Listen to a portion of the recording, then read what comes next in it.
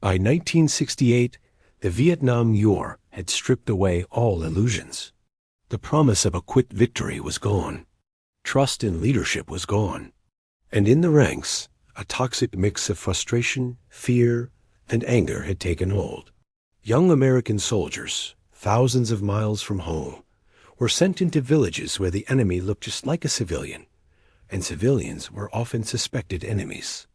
The lines were blurred, and the mission was unclear. On the morning of March 16th, a unit of the U.S. Army, American Division, entered a small collection of hamlets in Quang Ngai, province known collectively as My Lai. Officially, it was a search and destroy mission. Unofficially, it would become one of the darkest, most shameful moments in American military history. And almost no one tried to stop it. Almost. Flying high above the village was Hugh Thompson Jr. He wasn't an infantryman on the ground. He was a warrant officer, a helicopter pilot on a low-altitude reconnaissance mission with his two-man crew, Glenn Andreatta and Lawrence Colburn. His job was simple: observe enemy movements, report back, and if necessary, help evacuate wounded civilians. But from his vantage point in the sky, something felt deeply wrong. There were no signs of enemy fire. No incoming shots, no resistance, nothing to indicate a battle was underway. Yet below him, he saw American soldiers firing their weapons. At first, Thompson assumed he was witnessing a fierce firefight he just couldn't hear over his rotors. But then, patterns began to emerge. He saw women falling. He saw children collapsing. He saw elderly villagers being executed at point-blank range. Bodies weren't scattered from crossfire. They were piling up in ditches and next to their homes. This wasn't a battle. This was a massacre. Thompson couldn't just watch. He landed his small observation helicopter near a bunker where a group of wounded civilians, including children, were huddled in terror. As he stepped out, he confronted an American officer, Sergeant David Mitchell. Thompson pointed to the injured villagers and pleaded for medical assistance. The officer's reply was cold and dismissive. The only help they get is a grenade. Thompson tried to argue, but the officer told him to mind his own business. As Thompson walked back to his helicopter, he heard gunfire erupt from the bunker. When he turned around, the people he had tried to help were dead. At that moment, something inside Hugh Thompson snapped. This wasn't war. This was murder. He returned to the air, his mind reeling with fury and disbelief. He immediately got on the radio to his superiors, reporting what he was seeing: mass civilian killings carried out by U.S. forces. His voice was frantic, desperate. He was screaming into the radio that his own countrymen were slaughtering unarmed people. Then, through the smoke and chaos, he saw something that pushed him past the breaking point. A group of about a dozen villagers, mostly women and children, were running from soldiers, trying to hide in a ditch. American troops were closing in, their rifles raised, ready to finish the job. Thompson knew he had only seconds. He dove his helicopter down, landing it directly between the advancing American soldiers and the terrified civilians in the ditch. He effectively used his own aircraft as a human shield. Then he turned to his crewmen, Andreatta and Colburn, and gave an order that was simply unthinkable in any military context. He told them to train their M60 machine guns on the American soldiers.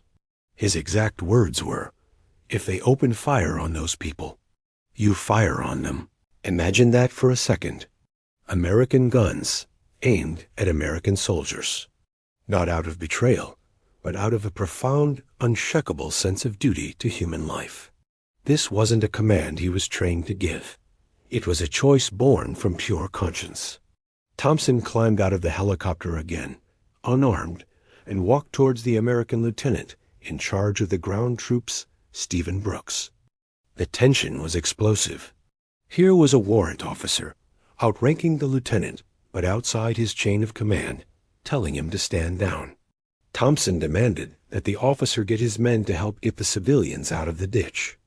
The lieutenant replied that he was just following orders. Thompson shot back that he would hold him personally responsible. One wrong move, one shouted order, one nervous trigger finger, and a firefight between Americans could have broken out right there. But Thompson held his ground. He stood firm, a lone pilot against an infantry platoon, refusing to back down. Miraculously, the officer complied.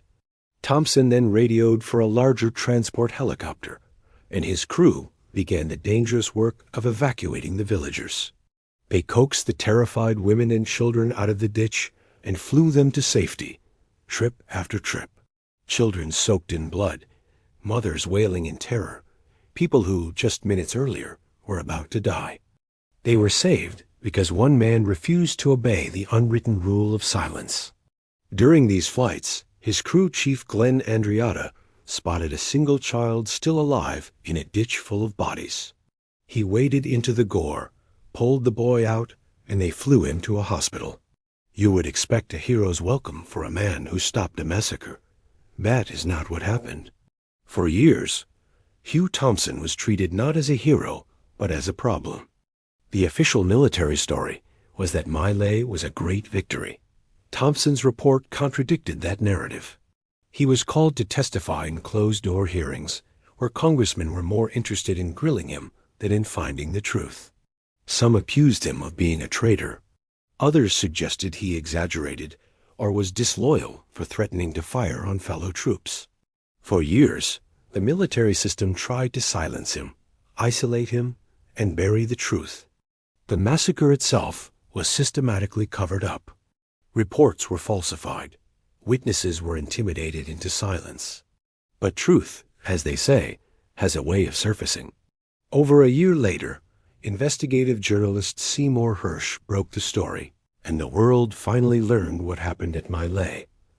Over 500 unarmed civilians, men, women, children, and infants, had been murdered in cold blood.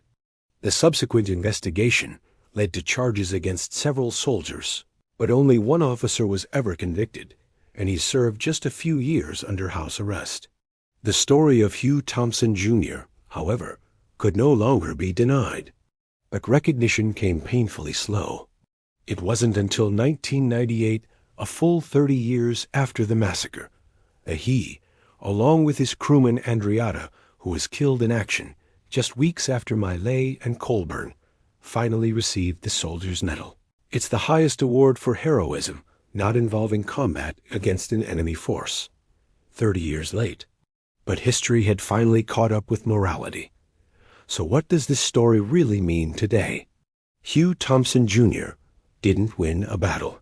He didn't capture strategic ground or change the outcome of the war. He did something much harder and much rarer. He proved that a uniform does not strip you of your humanity. He showed that true courage isn't always about charging forward into enemy fire. Sometimes, the bravest thing you can do is stand completely still, alone, and say no. In a war that was defined by confusion, fear, and moral ambiguity, he chose clarity. He chose his conscience over his orders. And that single, defiant choice still echoes today, reminding us that the ultimate responsibility for our actions rests not with the system, but within ourselves. Thank you for watching. If this story moved you, please consider subscribing for more content that explores the deeper side of history. See you next time.